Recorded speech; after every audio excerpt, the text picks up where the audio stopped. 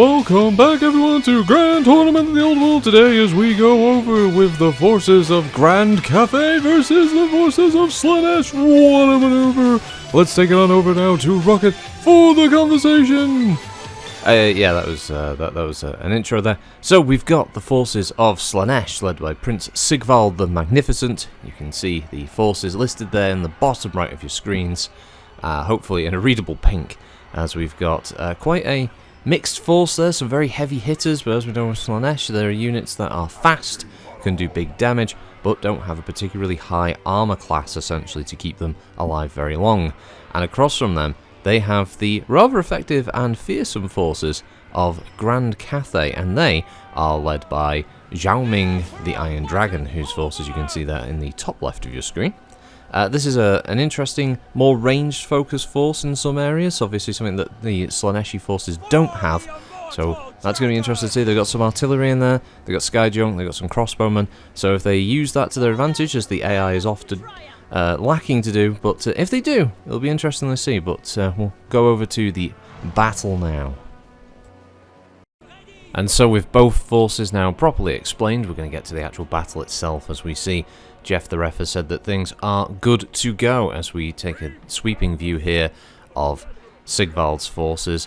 They rolled the defense in this particular battle, as we can see. And for anyone who's just tuned into this one, this is the series where we see how the AI fights itself in Total War Warhammer 3. This is round 3 of the Grand Tournament, as we get over now to the attacking side. We've got Grand Cathay led by Zhao Ming, who is pretty well equipped. He's got some good ranged units in there. He's got his Longmar riders as well, some flying cavalry.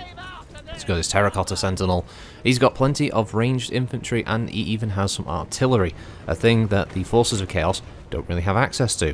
So there's a huge advantage here in ranged forces that the Cathay faction have that Sigvald doesn't, and this is where the AI are really going to show whether they're intelligent or whether they're just a little bit dim. Now, as we go forward here, there's obviously some obstruction visually. They do have those trees for cover. That's probably going to play into some of the ranged fire, but there is that wide open section in the middle there that, if Zhao Ming's forces are smart, as we see the first barrage there from the artillery, raining down good hits, central units, that's hitting some of the Chaos Warriors. We've got a replay there of some of the impact there. As you can see, it definitely had a good spread of damage. Hit some of the Fiends of Slaanesh at the back and some of his frontline infantry. Those are the units that need to be softened up. They are hard hitting, they're very fast, they do a lot of damage, but they're not well armoured, which is good. This is exactly what Zhao Ming's force should be doing. Sitting back and allowing his ranged artillery units to just blitz away, take away as many of those infantry units as possible, because that's really going to give him the advantage later into the battle once the two sides join.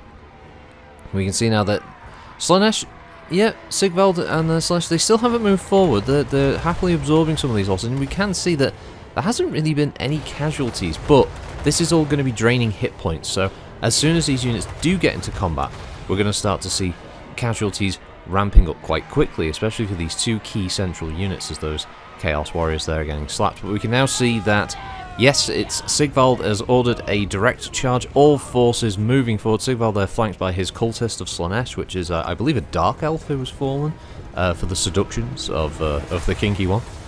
Some spells going in there from Zhao Ming, possibly from the Gate Commander as well, but it looks like they were pretty ineffective. It looks like they were placed wrong behind forces. We can see now some of the range shots coming in from the Jade Crossbowmen, firing into those Demonettes of Slaanesh.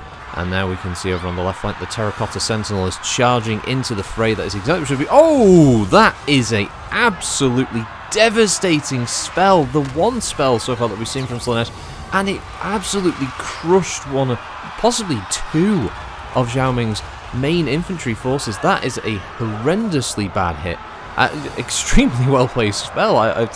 The AI was very, very good with that one. It absolutely crushed things. We can see now that there's a lot of the, I believe that's the Chaos Knights of Slaanesh charging in at the side as the battle is joined. We've got two separate melees happening here. We've got one in the central area and one to the left of the Cathay forces, or the right flank for Slaanesh. We've just got some picture-in-picture there of Sigvald right in the middle of it, spell dropping right on top of him, but Sigvald is a notoriously difficult general to take down. His hit points are near limitless with some of his abilities coming into play. It's going to be difficult. The best way to defeat Sigvald isn't beating Sigvald himself, it's beating his forces to make him retreat. You can see Zhao Ming has gone into dragon form there as attacking some of the rear line of the Slaanesh forces, but this might not be as good an effect. Now, some of his units have taken severe casualties at this point. We can see the Longmar riders getting involved. We can see that it's become, quite literally, it is a chaotic melee at this point. There are just bodies everywhere. We can see that the front line is definitely collapsing there in the middle. Okay, so the artillery piece is still firing, though obviously now there's going to be less targets now that the melee has been joined. I think this was a severe misplay here by the AI, not really using that range advantage, just being able to sit back and let those rockets just rain in and do as much damage as humanly possible. The Keeper of Secrets is being held up and is in a pretty even battle here against the Terracotta Sentinel as they go at each other. We've still got that picture-in-picture in the middle, spells still being cast, flames being spewed there by Zhao Ming in his dragon form, but we can see that several units, there's definitely more pink banners on the field than there are white. And this is definitely going to play into what I would assume at this point is definitely looking like a Slaanesh victory. We can see the power bar at the top there to show which side. Green is Slaanesh and red is Zhao Ming. We can see that, I'm sorry, I keep calling Sigvald Slaanesh. It's just easier to say Slaanesh than Sigvald. But we can see that the Sigvaldian forces are definitely winning. They've got the upper hand. We can also just see visually here that there's just so many units that are either retreating or have been broken there from Grand Cathay. We can see that just from that wide shot. We can see at least 4 units just out and just retreating. We've got the Terracotta Sentinel still holding its own, although it's got very few hit points left. The Sky Junk there is firing away.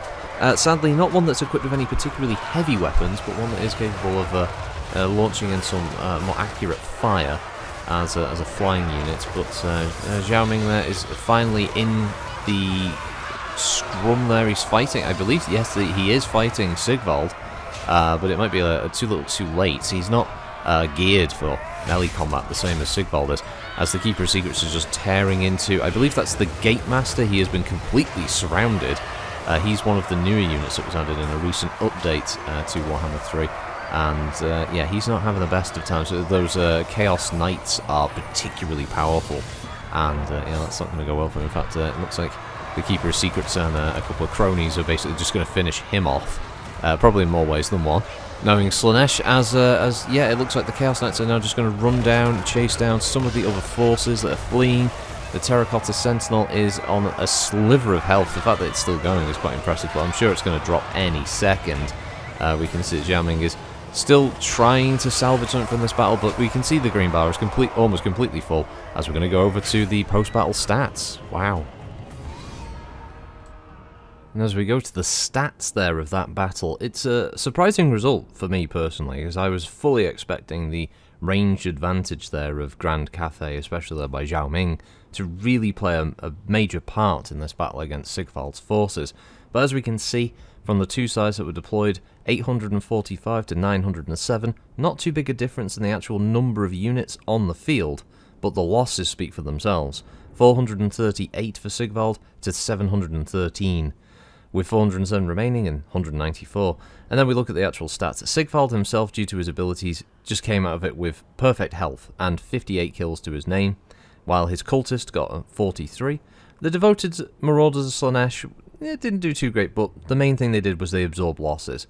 While the devoted of Slaanesh with Hell Scourges and the Demonettes definitely gave as good as they got, with 50 and 64 respectively.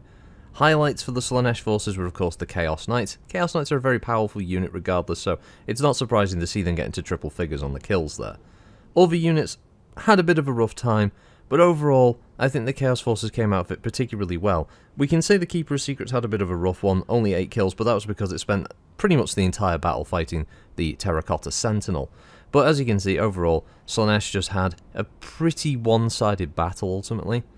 Skipping on over to Zhao Ming's forces, he himself did 64 in terms of kills. He actually scored more losses against Sigvald than Sigvald scored himself, while a lot of his other units just really failed to deliver. The Gate Master, 3 kills to his name, while the 2 infantry units didn't really do a lot, as did the Celestial Dragon Guard, 2 of the best units, 59 to 7 across those 2 units. Both of the Jade Warriors with crossbows and the ones with shields did virtually nothing. Combined, they didn't even reach double figures as an individual, and only as a combined, of 10 kills between all 3 units. The Jade Lancers and the Great Longmar Riders did better, but nowhere near as well as the 2 cavalry units on the side of Slaanesh. And then the Terracotta Sentinel, which could have been that big heavy hitter in the middle of the field, ended up in a very long drawn out fight against the Keeper of Secrets.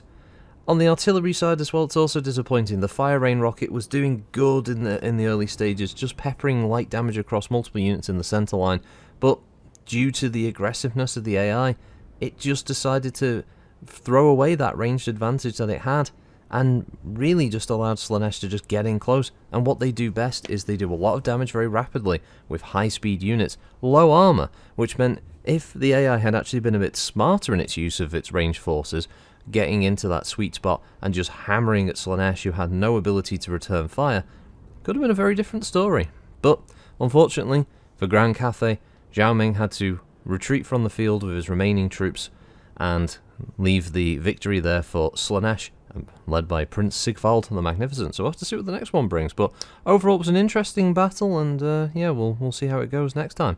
Till then, thanks for watching, everybody, and let me know how you think about how the AI handles all this. It's quite interesting, isn't it? So yeah, see you next time. Bye bye.